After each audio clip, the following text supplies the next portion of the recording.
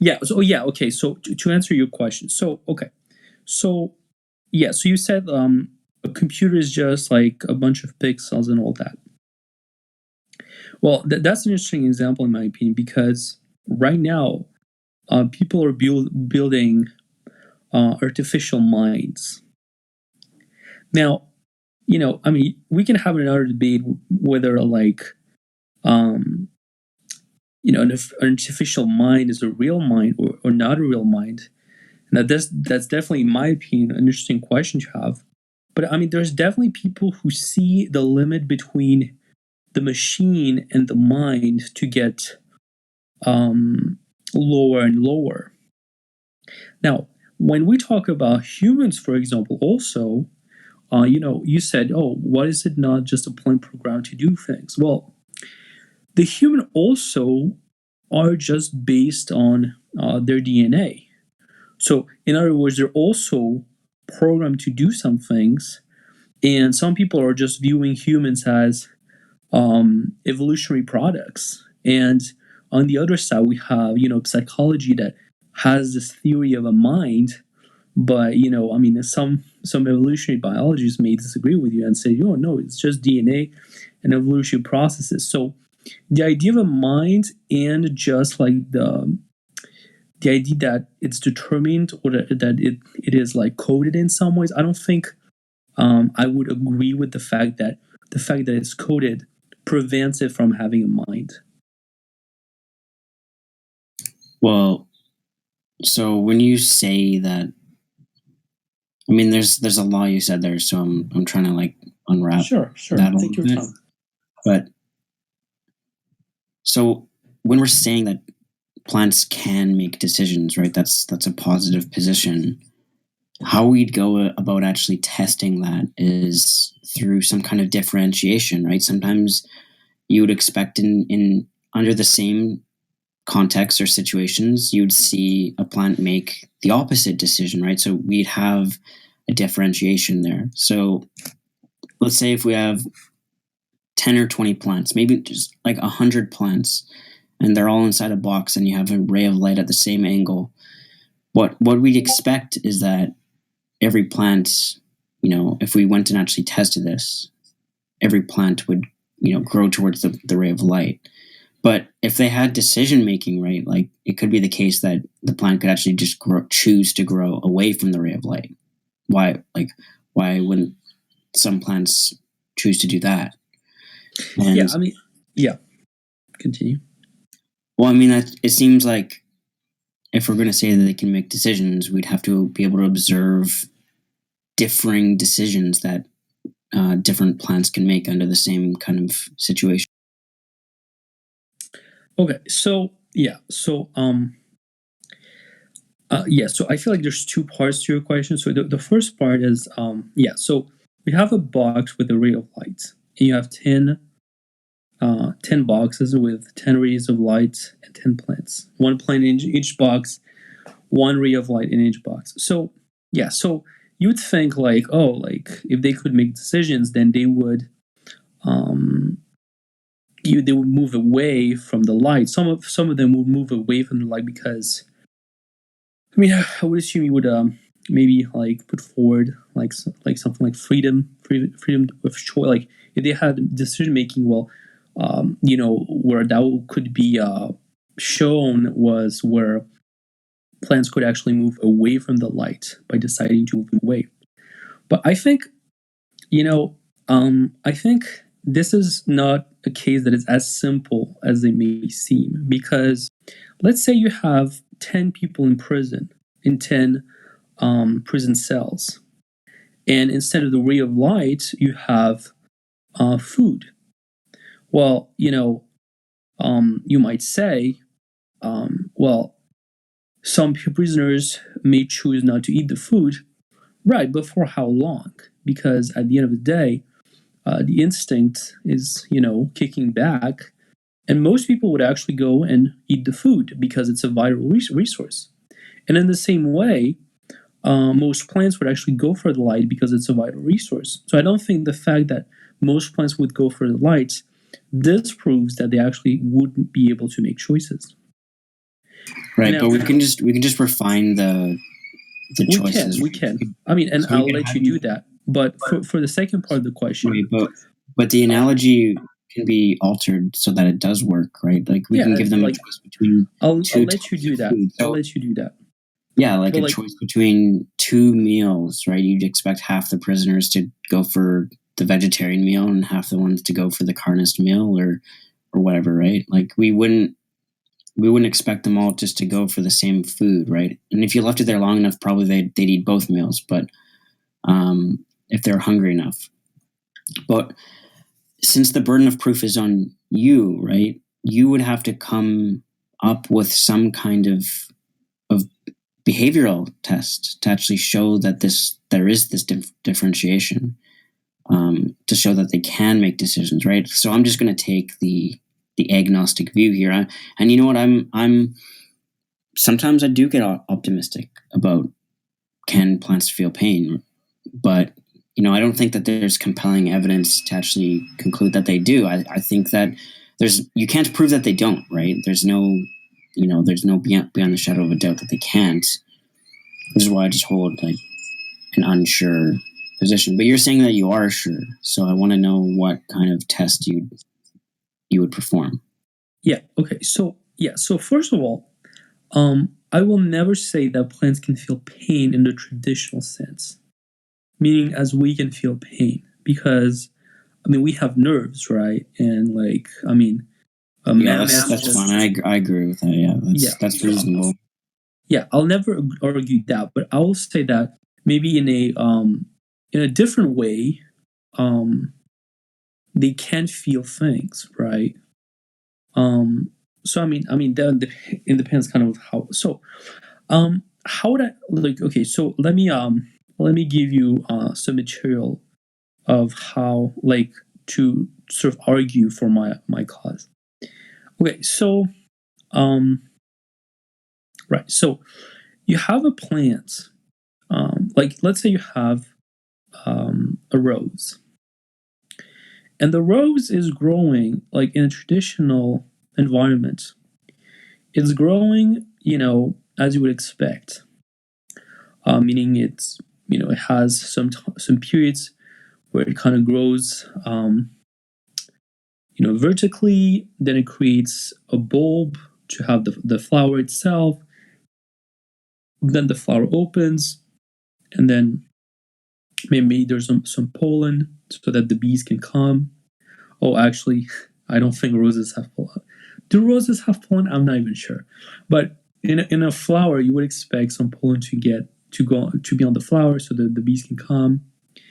Okay, so yeah, so if you have a flower that doesn't have a source of light and there's a source of light, the flower will, a lot of flowers. I'm not going to say every flower because I don't know um, all the types of flowers and all that, but like a lot of flowers will actually follow the ray of light. Because then you could go for reason, but see, when they have abundant light, they'll just grow like you would traditionally expect. But when there's only one ray of light, they'll actually adapt to go search for that ray of light, right? And so that means to me that there's difference. So if it was a basic process, well, you would have a ray of light. The flower would not grow um, towards the ray of light. It would not make the choice, quote unquote. It would just traditionally grow as we've seen it grow. But no, in this case where the plant, in order to survive, has to meet some conditions, well, you'll see that it'll adapt to meet those conditions. So to me, that's one example to me that maybe it doesn't prove my case, but shows us that maybe there's something more here. Do you Right, want but to? yeah, so it seems to me like a lot of people are going to see that and they're going to just in their mind they're going to say, oh, that's just a biological reaction. Like you can't control some reactions. Like if a doctor hits your knee with a hammer, your knee's going to go up. Like it's just biological response. So some people might say though that, oh, it was actually a choice. Like they're choosing to adapt that way. It was almost some kind of like primal cognitive response. And it seems to be that that's what you're saying, which means for me, right, I say, oh, it could be either of those. I haven't ruled any of them out, so I'm unsure.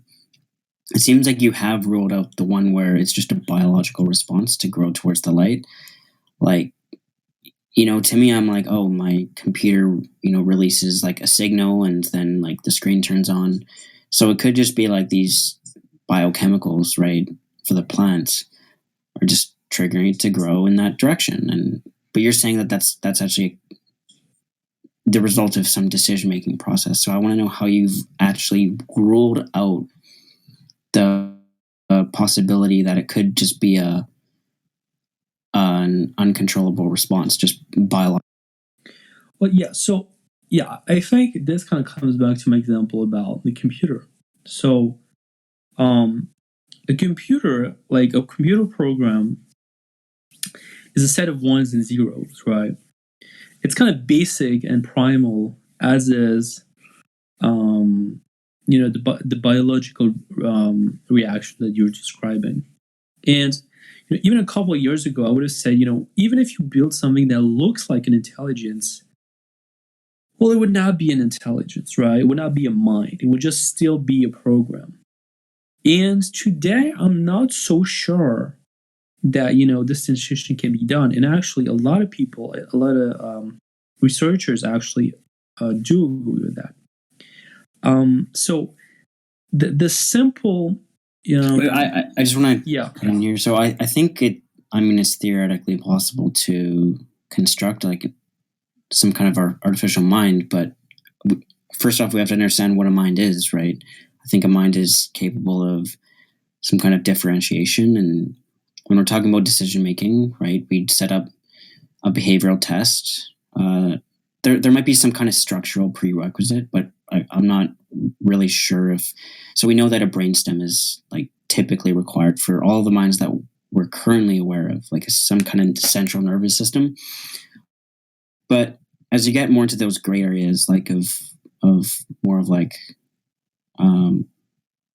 clams or oysters and stuff, it seems like they don't have a central nervous system, and with plants they definitely don't. But we can't rule out that there are minds that exist without a traditional brain. So I'm not going to rule that out.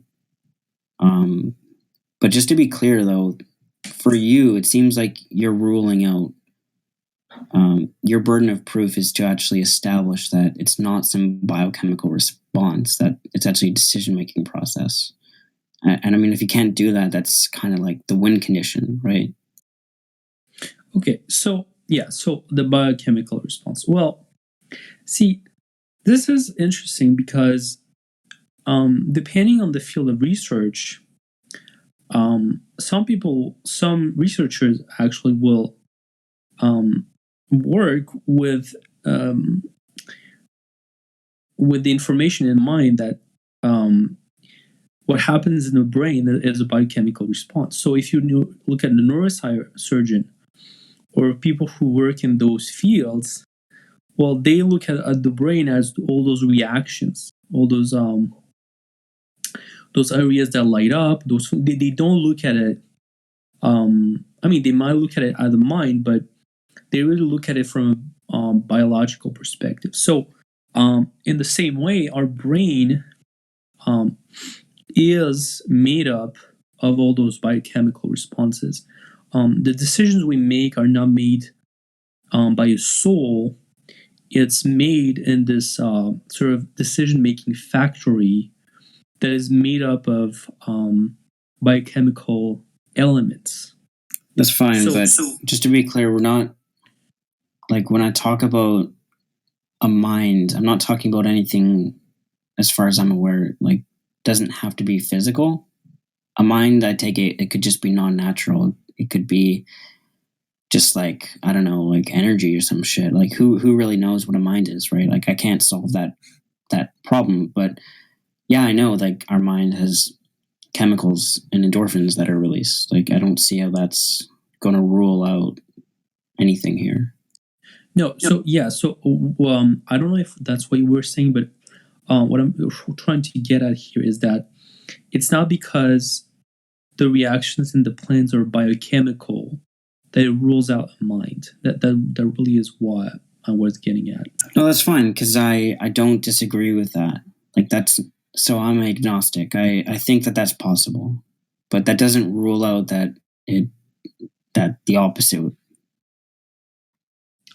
So what you have to rule out is that there actually is the function of a mind, and that it's actually not, right? So I understand it's possible that it could be a mind, right? When you hit someone on the knee with a hammer, right, there's like just a response there. Or when you put a plant in a windowsill, it's going to grow towards the light, or it's going to face the sun. That's fine, but how do we know, right? So these things, these possibilities both exist. There could be a mind, there could not be a mind, right? I don't know how we'd even go about determining that without, and I kind of gave you like a huge leg up in this conversation. I said, this is how we do it. We'd construct some kind of test that we could actually conclude one way or another. So we'd have like a windowsill with plants or something like that. And we'd have some of them growing towards one light and some of them growing towards another light. And we'd want to see like, what's the factor here that's determining one decision over the other. Or maybe it's not even a decision. Maybe it's just like a biological response.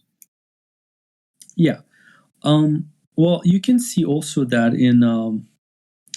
in trees who will grow taller to get the, like, if you get a forest of trees, the trees will go taller to get the light, to not get covered by other trees. So I mean, if you're trying to say that like I would need a test that proves it, I think yeah, because if it's a decision, then it's the case that they could have decided otherwise, right?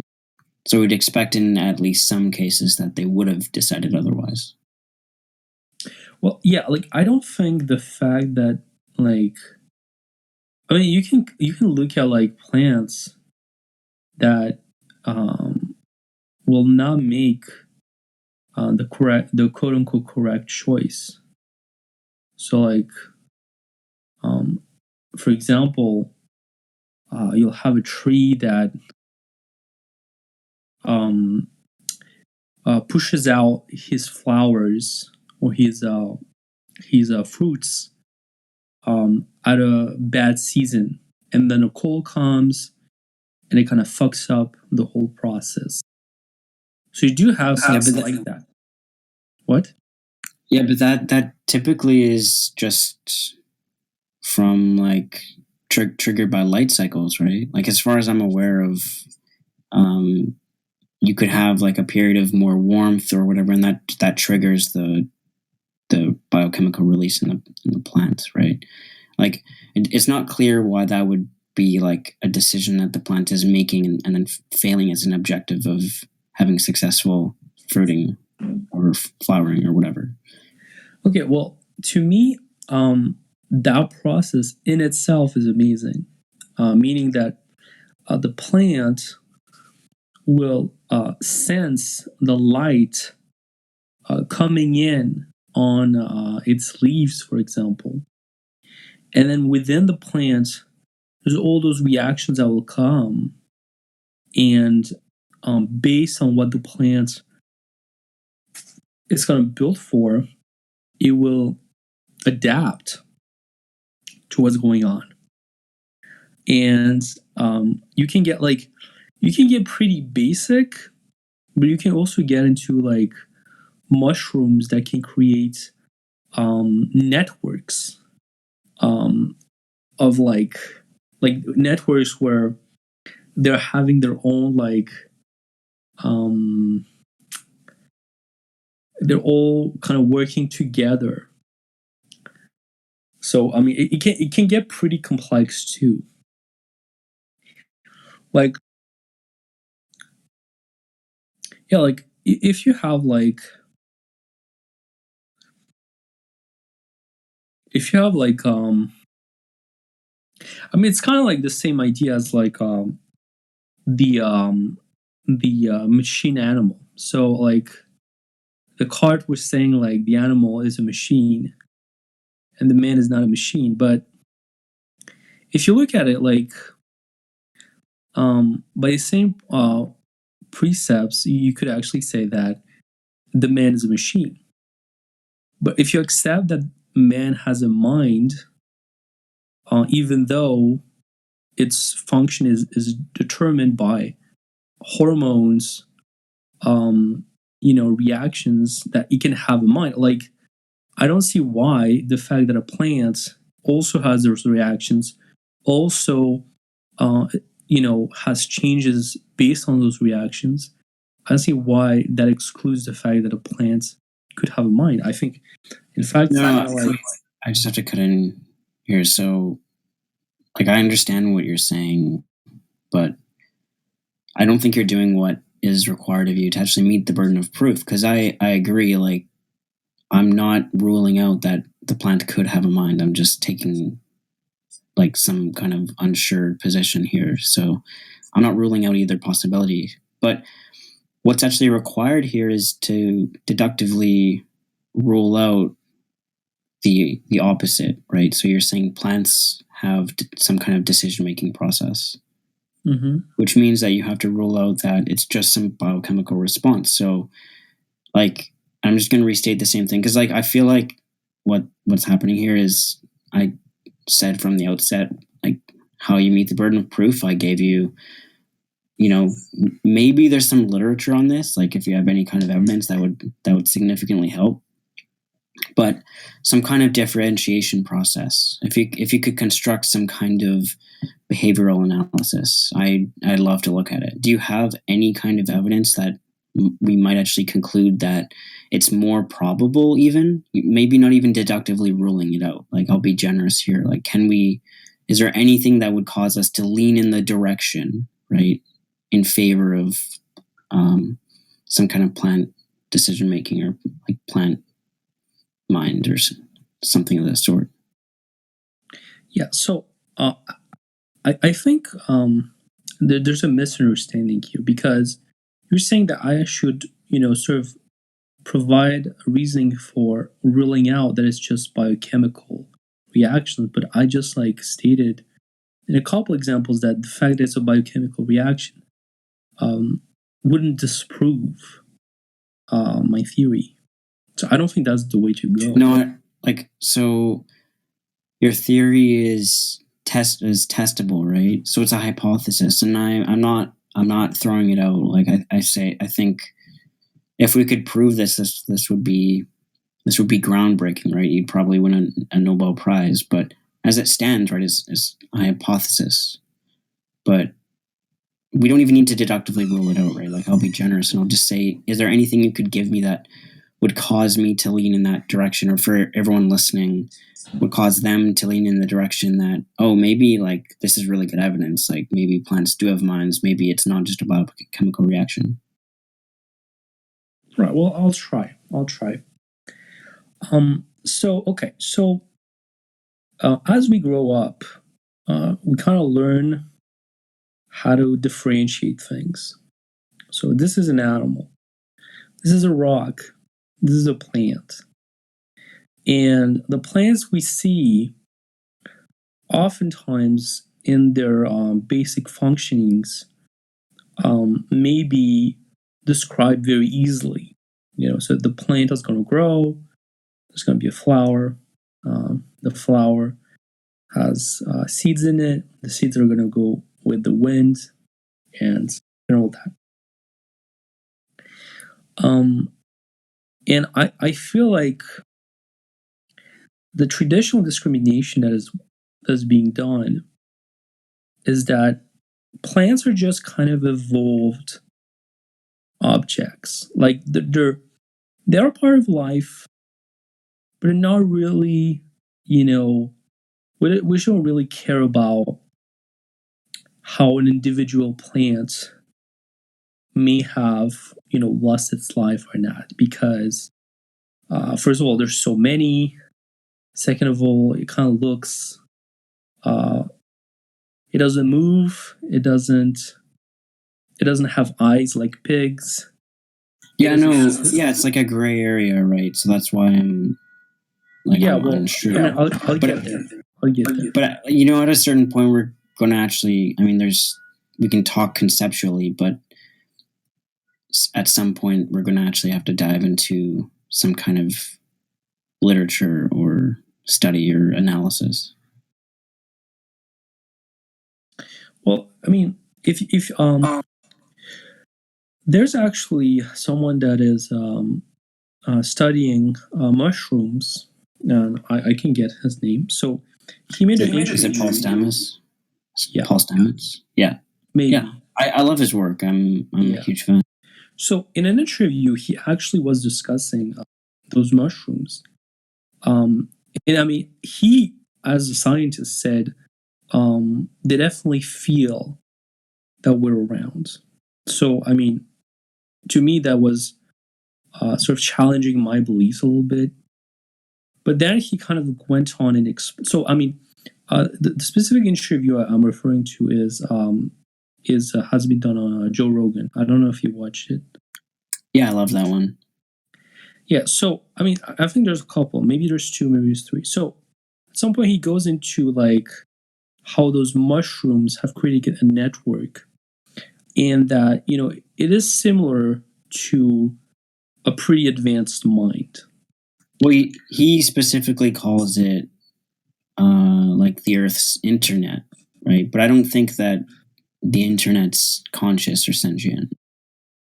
Like I can grant that maybe it even has access to a large resource of knowledge, right? When you take psychedelic mushrooms, you tap into the internet, you tap into that knowledge. That's totally fine, but that's different than understanding it as like something deserving some kind of moral value, like rights or something like that. Like you can't stab a plant or something like that. Because that seems to be the consequence of this, right? Like we can talk on that level as well. So we can go into the literature to see if we can start leaning in favor, which at a certain point we're going to have to do that. But we can also start talking about, okay, what are the conclusions of this? Like where does this lead? And does denying it cause some kind of absurdity that might compel some people too? Like, you can do some kind of analysis, like the pros and cons. Like if we deny plant moral value, there could be some kind of like huge implication there. I don't know if you could show something like that. I'm trying to help you, because otherwise we're just going to be like rambling for hours about like it could be this or it could be that, and those are fun, right? But like as like a discussion, right? But like, are we gonna get to the part where we establish this burden of proof, or like what would compel me? It doesn't even have to be me, right? It's to the audience, right? If you're speaking to the room, how are you compelling them to favor in that direction?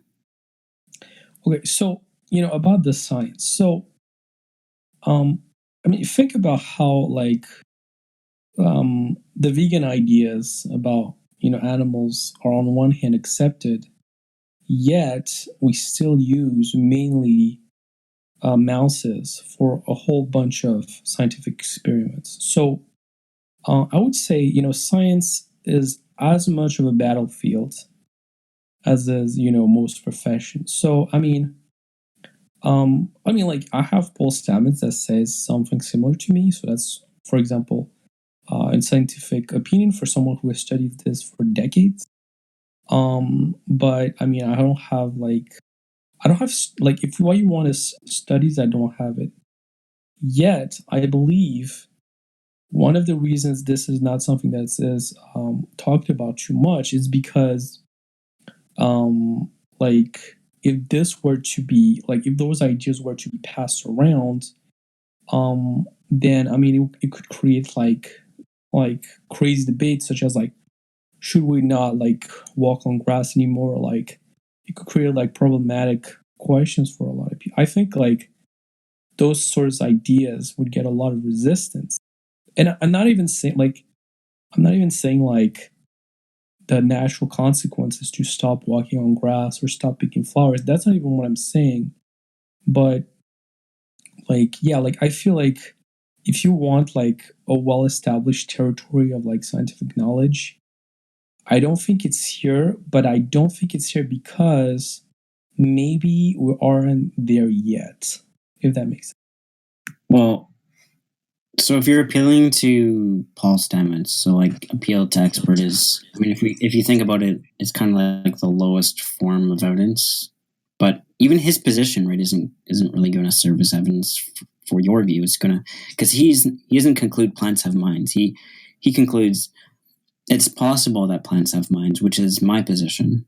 So it's actually in favor of my view. Yeah, I mean, um, I think I think I have not been um I have not experienced um I have not had an experience where I was in the skin of a plant.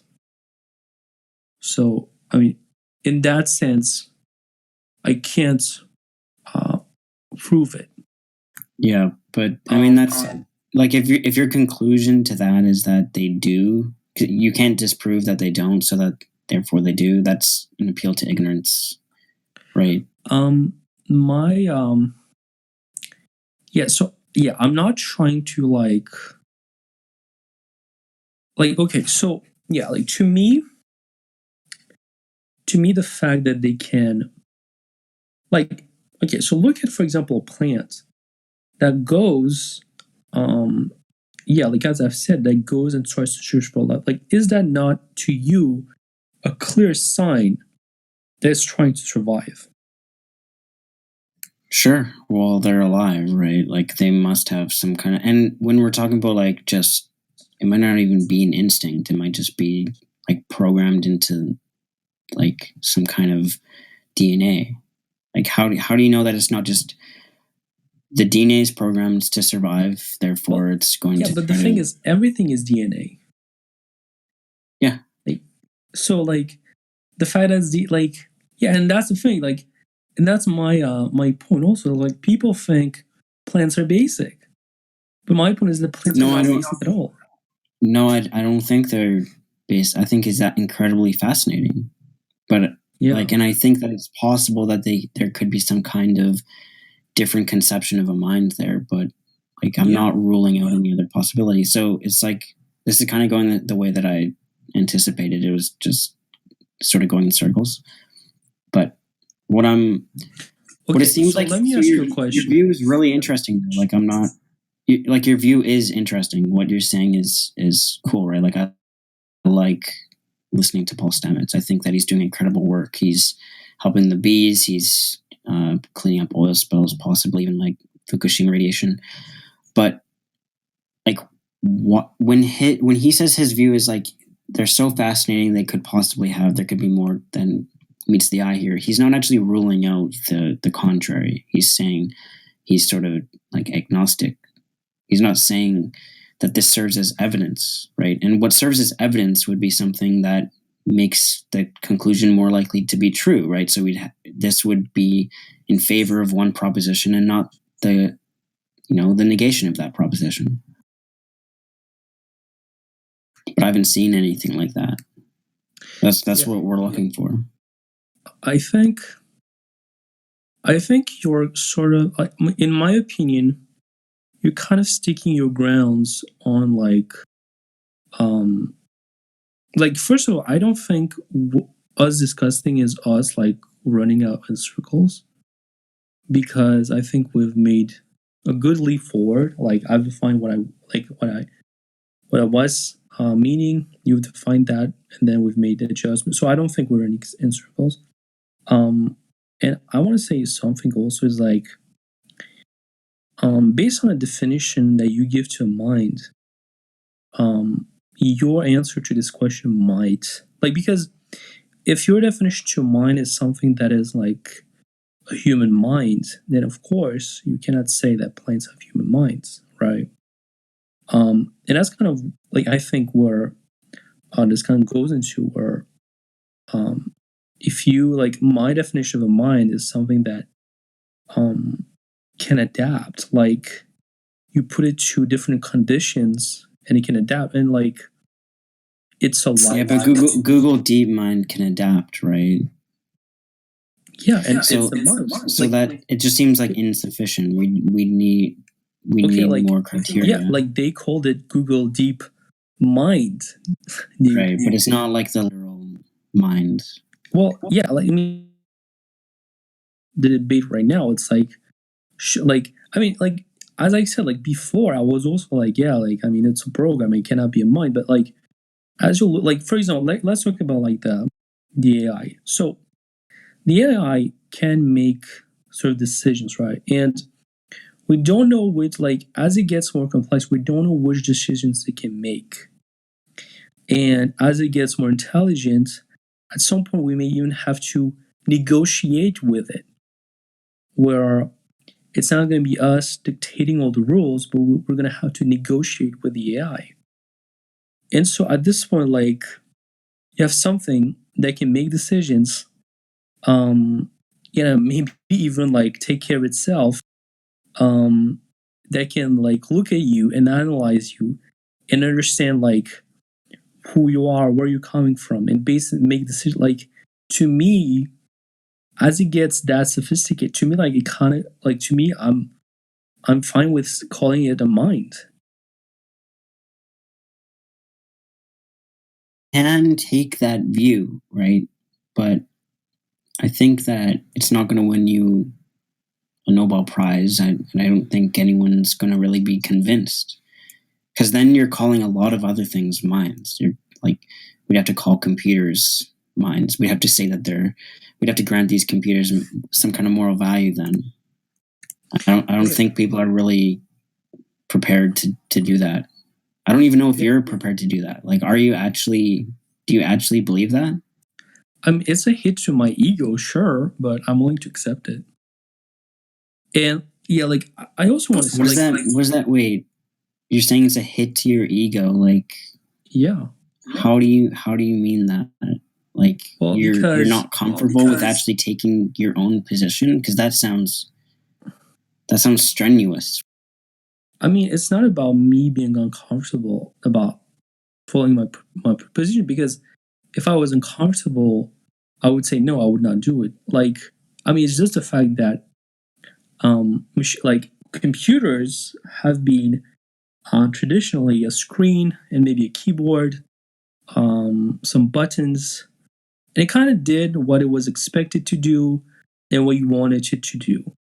And to now have something that can actually think, make its own decision, like I mean, that's kind of crazy. Like I agree with that thing, but I'm still kind of um like trying to adapt to that idea, because I think it's just like, I mean, it's extraordinary, like the advancements that have been done in the computer science.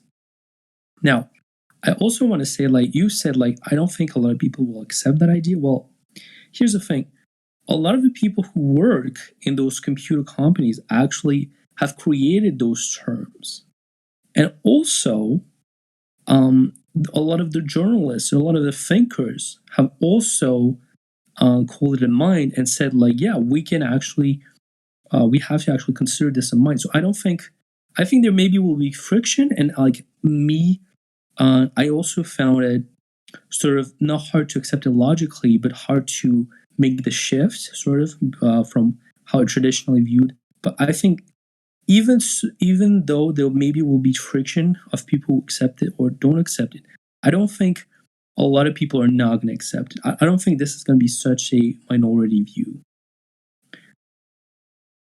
I mean, I like if you're prepared to say that there's computers currently that we have, because I think they're striving towards this overarching goal of creating an artificial mind.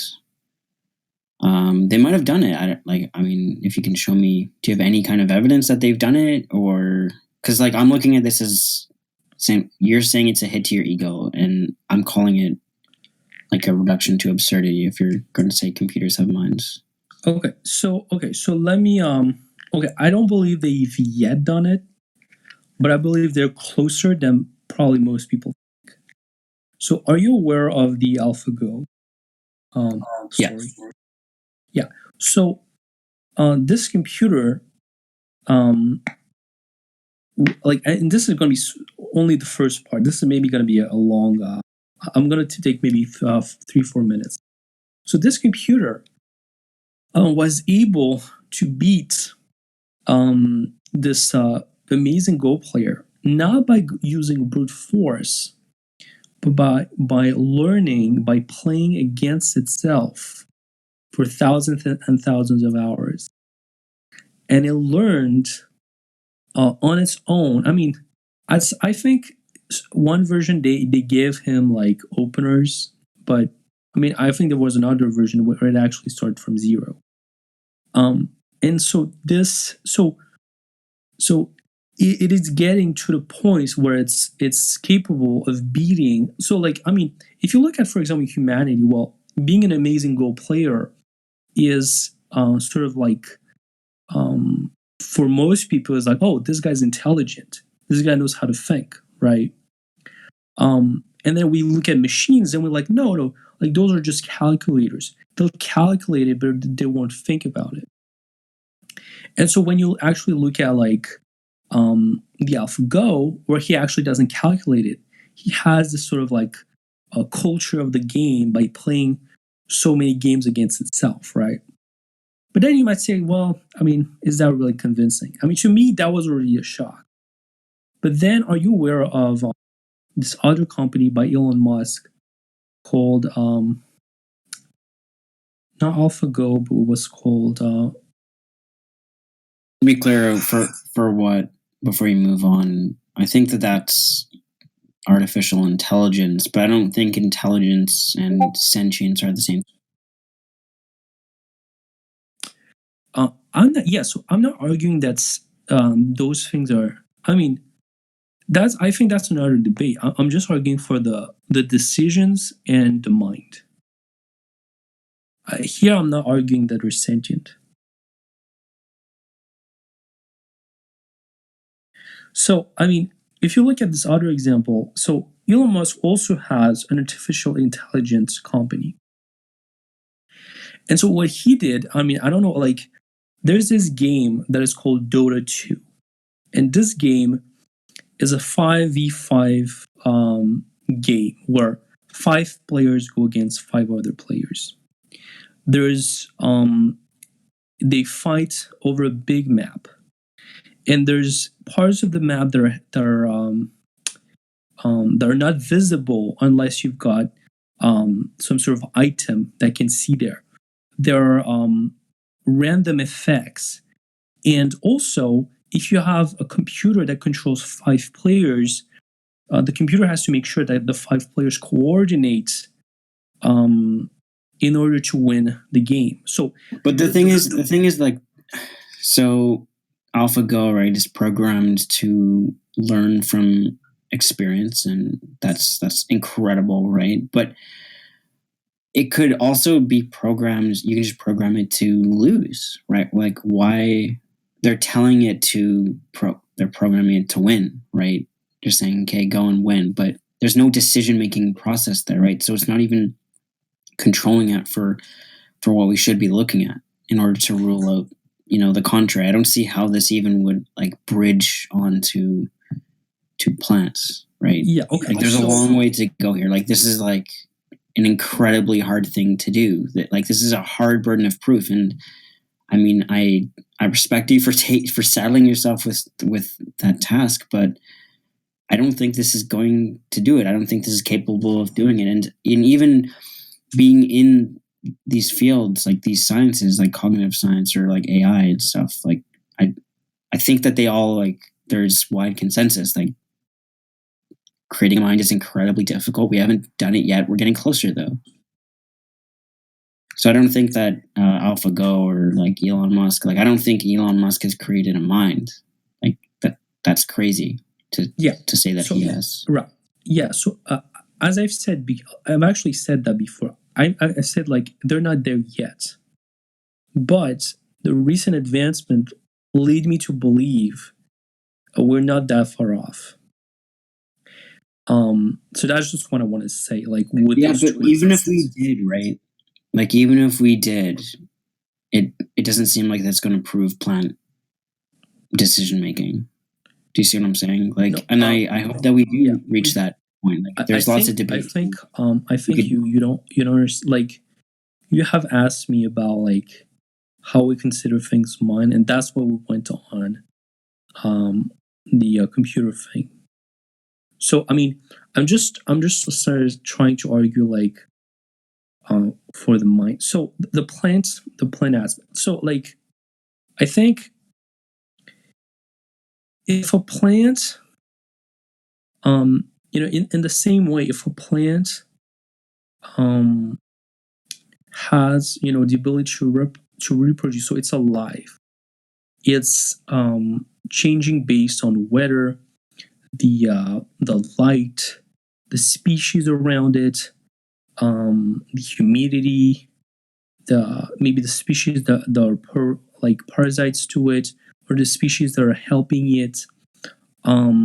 It's reacting to. I mean, some people even say if you actually say good things to your plants, whether or you to say bad things to a plant will react based on that. So I think, I mean, the last one is maybe a stretch, but I think all all those different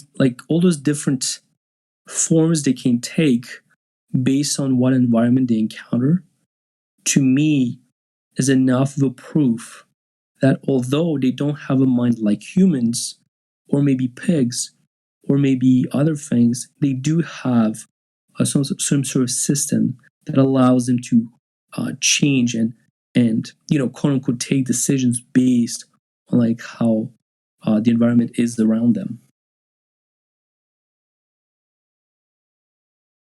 um, I don't know if it is like seems question begging to say that they're making decisions, because that seems weird, right? Yeah, I mean, Uh, it's like like I can agree with you. So if we have like a petri dish and we have some kind of mushroom mycelium growing on it, it's going to branch outwards. Like if you have an equal disbursement of food, right?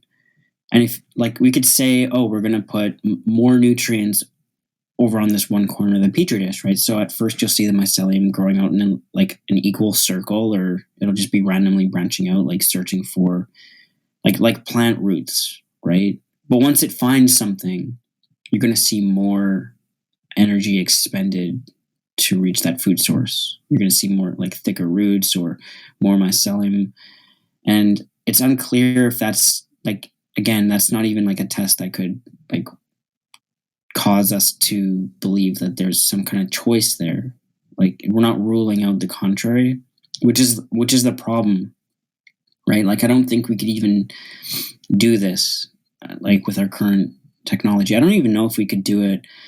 Um, I mean, one day we could hopefully do it, right?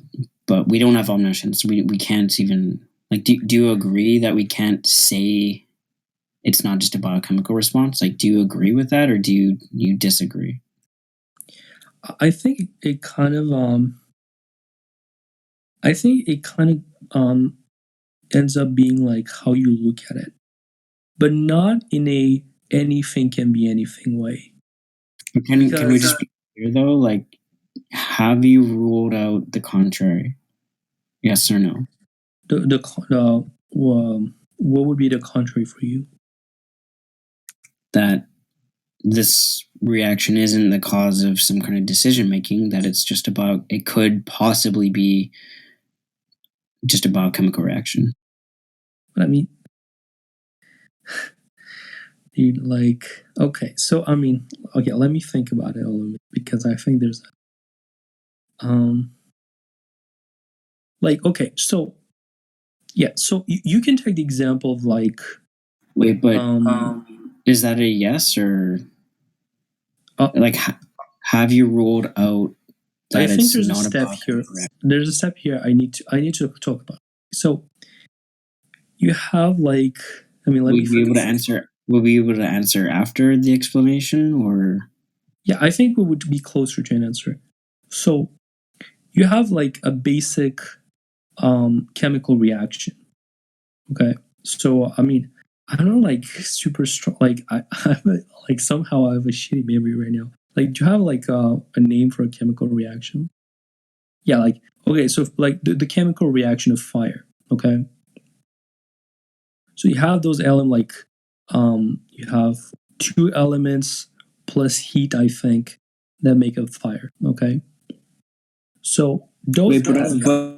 Wait, but I want to be nice, right? I don't want this to look to anyone listening like you're dodging. So I asked you a yes or no question, and it sounds like you're talking about fire or like something else now. So can you answer the question after So that? Is that necessary for you to okay, let me explain explain before you how answer? this relates to the question. I think I misunderstood that. I think what you're trying to say when you say a basic biochemical reaction is in fact a chemical react, like a basic chemical reaction, instead of a chemical reaction that is a mind. I think that's what you're trying, and that's why and that's why I'm talking about fire, because fire is a known chemical reaction and it's not a mind. That's why I'm talking about fire. Um, so yeah, so fire, that's a chemical, and I don't think fire has a mind, right? So that's kind of basic for me. But like, so the plants, the chemical reactions in the plant, um, they're not arbitrary. The chemical reactions of the plant are adaptive to the environment of the plant. So to me, that means that the plant um, has or has not those reactions based on the complex systems that compose her. And if you can see that the plant can feel the light, that it can understand based, like, I mean, that based on the resources it has at hand, take one shape or another shape, that it can like have all those infinite number of interactions. I think, to me, that's enough to say it has a mind. Okay, but I can give you like a counter case within that example that shows that you haven't ruled out the contrary. So Okay. we know that a plant can make use of light, right? Just like fire can make use of timber or fuel. So if we put a bunch of kindling over in the corner, right, we'd expect that the fire, like once it reaches there, it looks like, oh, it's choosing to branch towards the kindling. But that sounds weird to say, right? Like it just seems like a biochemical reaction. So again, here we're stuck with the exact same problem that was here from the outset, that we can't rule out like one or another, right? And I have strong tendencies, right, to believe that fire, right, it seems like it's fire in itself isn't like alive. It seems like it is a biochemical reaction, right? But like if we're talking within plants, we're talking about those biochemical reactions. So is the plant, it's alive, but is it, making decisions? That seems to be what we're talking about. So it doesn't seem to. I think, okay. What you want to So do is let me, underdetermine, right? You want to provide evidence that actually lands in the category in your favor rather than yeah. Okay. it could So go one let me way. give you another example. Yeah, because so far what you've provided is only going in like, well, it could fall on both sides, right? The examples you've provided could show one way, or it could just as easily show the other way. So I don't know why I should lean in your favor.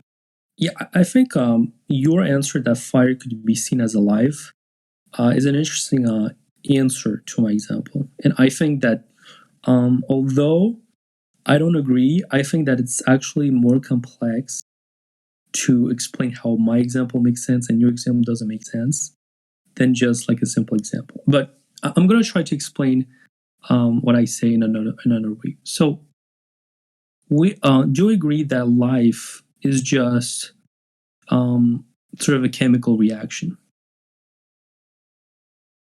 Yeah, I think it's some kind of chemical response.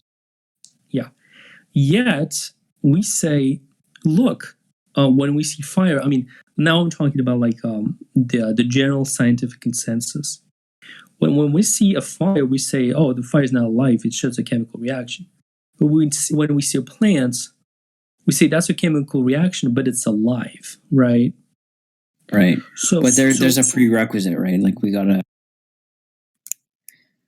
to understand there has to be a container that can sustain that biochemical reaction. I don't think fire has that. So that, like, if we're considering that kind of prerequisite, right? Like you could have like a bucket and you could have the biochemical reactions of a mind. Yeah, you could technically, you could have a mind inside a bucket, right? But like in Futurama. But I don't think that I don't think that this is really getting us anywhere. Just to I be think clear, I it have to is about actually 10 minutes. But okay. Okay. Well, then I'll make it short. So, in both cases, we have a chemical reaction, but in one case, we have life. And I think we make those differences. I mean, in the same way, in one way, we have an electrical circuit. In another case, we have a brain, right, which is also an electrical circuit in some way. So, I think we call those things for some reason, and like I think um, yeah, like I sort of think that in the same way that the plant is just a biochemical reaction, it's still life. We still make that distinction from fire. I think in the same way, the plant should be called a mind because it's able to take decisions, even though we know at the end of the day it's just chemical reactions.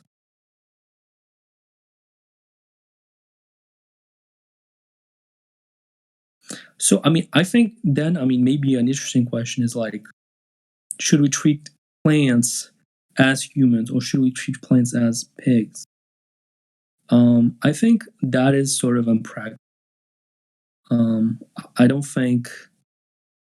I don't think. I think that would be sort of bad for everyone. I think. I don't think that's a good way to look at things. But do I think that if we have a choice between crushing a rose or letting it stay alive, should we choose to let it stay alive? Does it make a difference? I would say yes.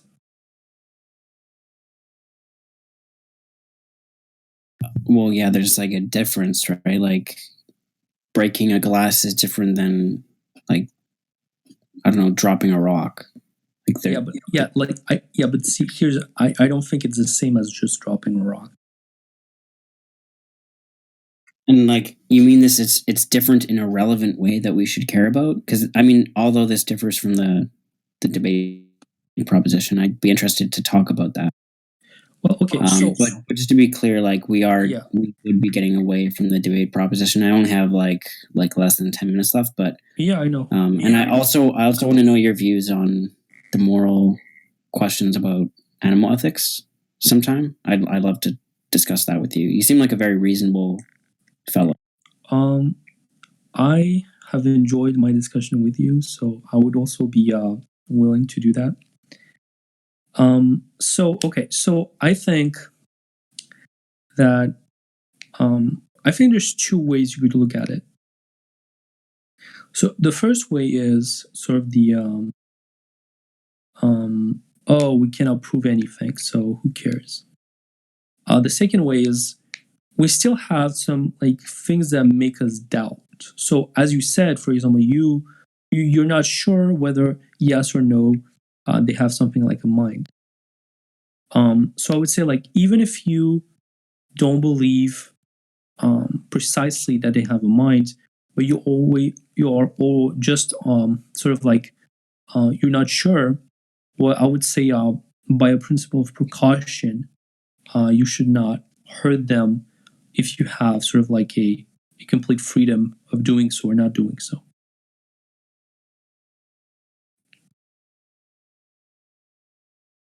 Sorry, I just missed that last part. What was so?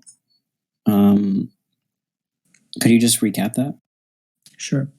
So, do you know the principle of precaution? Yeah. Okay.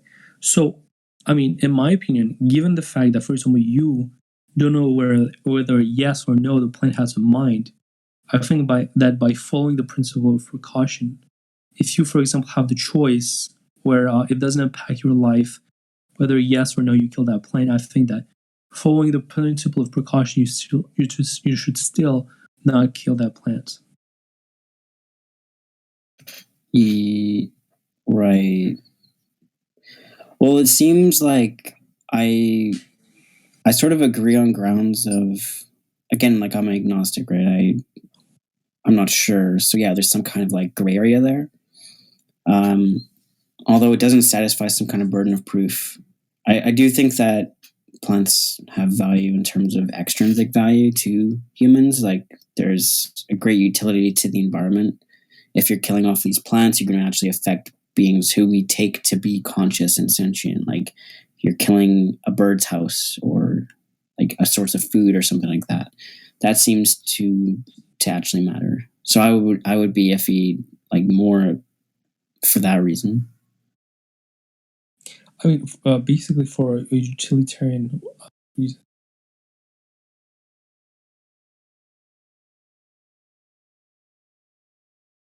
Sorry, I don't think you have to be a utilitarian to have that view. You could have a deontic view, and you could say, well, like chopping down a tree, who knows whether a tree like is registering that as pain, but it seems like the birds living in that tree are losing their house, so that seems to be a rights violation. It could be you could be utilitarian too. Like I'm not, you don't have to adopt one view or the other there. Yeah. Um. Some people would only care if it was directly affecting a human, though.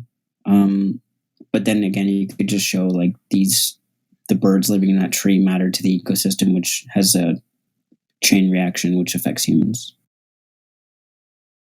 Yeah.